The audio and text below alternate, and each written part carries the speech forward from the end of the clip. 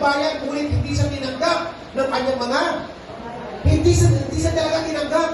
Kasi alam niyo, sabi ng mga tao, kay Jesus Christ, hindi ba itong anak ni Mary? As si Jose, ang kanyang anak, ang kanyang tatay. Si Jose po'y karpintero. Si Mama Mary po'y ordinaryong babae lang. Pag nagbabasa kayo ng Biblia, pagbasa niyo puro on, si Jose karpintero. Kasi kaya nga Jesus Christ karpintero eh. 3 taon at kalahati siya kasama ng kanyang ama sa pagkakarpintero. Kaya nakita nyo, hindi makapaniwala ng Israel, hindi matanggap ang Panginoon. Sabi niya, di ba ito yung anak ni Jose at ni Maria? Paano siya nakakagawa ng ganitong klaseng himala? Paano siya nakakagawa ng ganitong kabutihan?